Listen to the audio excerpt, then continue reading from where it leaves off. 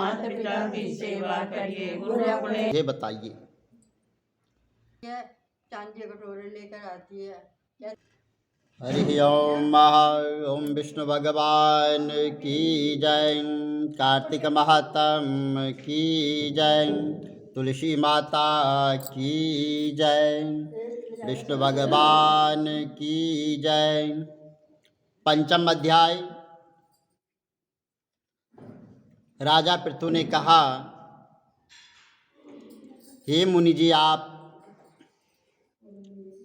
कार्तिक मास में स्नान का फल कहा हुआ है। अब अन्य मासों में विधिवत स्नान करने की विधि और नियम उद्यापन विधि मुझे बताइए। देवर्षि नारद जी बोले, हे राजन, आप भगवान विष्णु के अंश से उत्पन्न हुए हैं, अतः यह बात आपको मालूम ही है। फिर भी मैं आपको यथोचित विधान बतलाता हूँ, ध्यान से सुनिए। अश्वनी मास में शुक्ल पक्ष की एकादशी से कार्तिक के व्रत करने चाहिए और सुबह ब्रह्म मुहूर्त में उठकर जल का पात्र लेकर गांव से बाहर या पूर्व उत्तर दिशा में जाएं। दिन अथवा शाम को कान या जनेऊ पर चढ़ाकर, पृथ्वी पर घास बिछाकर, सिर को कपड़े से ढककर और मुंह को बलपूर्वक भली भांति बंद करके थूक व सांस को रोककर मल मूत्र का त्याग करना चाहिए। उसके पश्चात भली भांति अपने तत्पश्चात जो मनुष्य दांतों मुख शुद्धि नहीं करता है, उसके सब मंत्र जो है निष्फल हो जाते हैं। अतः दांत और जीभ को यत्न पूर्वक शुद्ध करना चाहिए और निम्नलिखित मंत्र पढ़कर वृक्ष से दांतुन तोड़नी चाहिए। हे बृहस्पति, तुम हमें आयु, कीर्ति, तेज, प्रजा, पशु, संपत्ति, महाज्ञान, बुद्धि, विद्या हमको प्रदान करो। या मंत्र पढ़कर दूध वाले वृक्ष से 12 अंगुल की दांतुन तोड़कर व्रत या श्राद्ध के दिन दांतुन नहीं करनी चाहिए।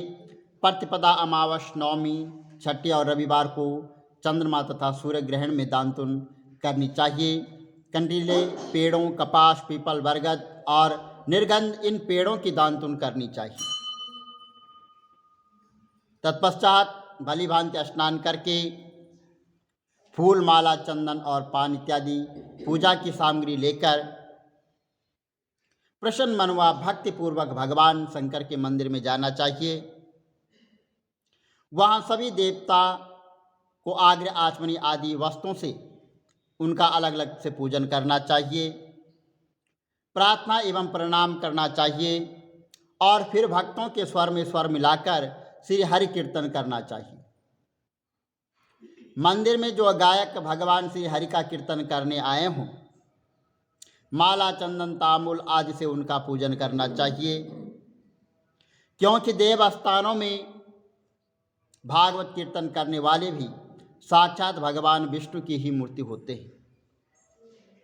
यह लोग सतयुग में भगवान विष्णु जी को अपनी तपस्या और योग दान द्वारा भगवान को प्रसन्न करते थे, मगर कलयुग में भागवत गुणगान ही भगवान श्री हरि को प्रसन्न करने का प्रधान साधन माना गया है।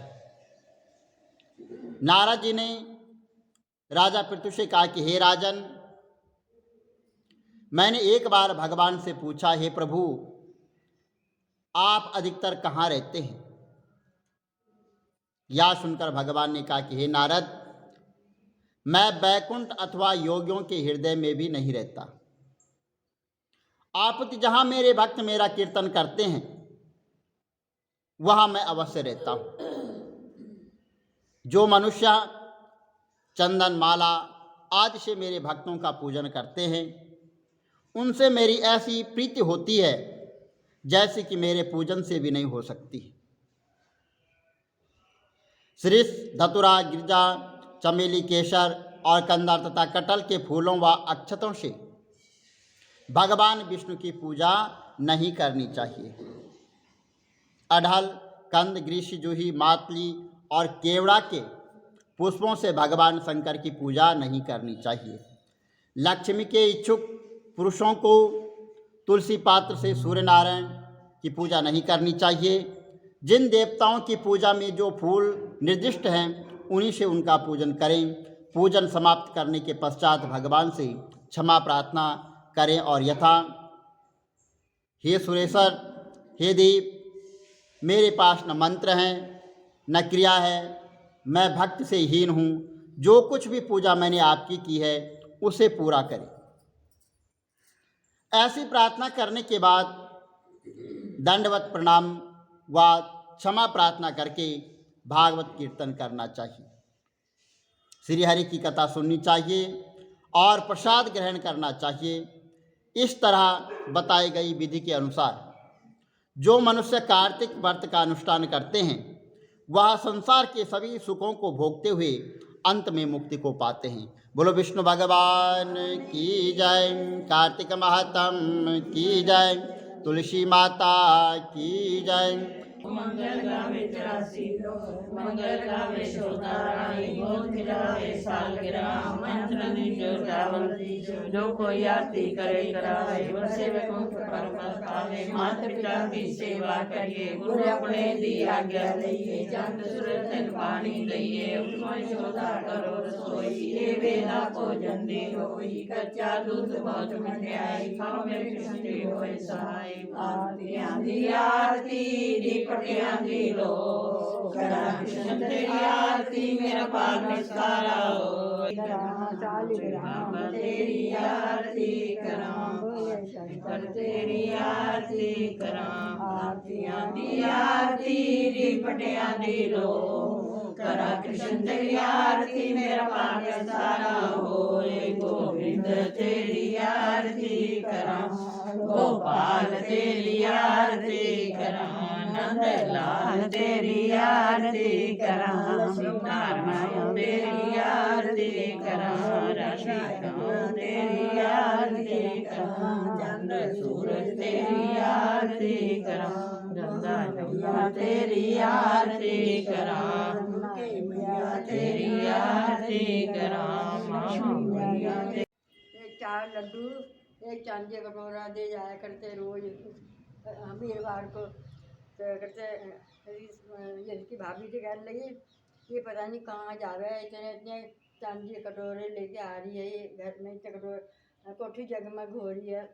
अंदर फिर जाने लगे तो अपने पड़ोसन से कहने लगी कि मेरी नंद पता नहीं कहाँ जाती है, चांदी के कटोरे लेकर आती है। कहती फिर अपने आदमी से कहना, तेरे आदमी सुनते नहीं, फिर तू ऐसे करियो दाल की करछी चावल में, चावल की करछी दाल में कर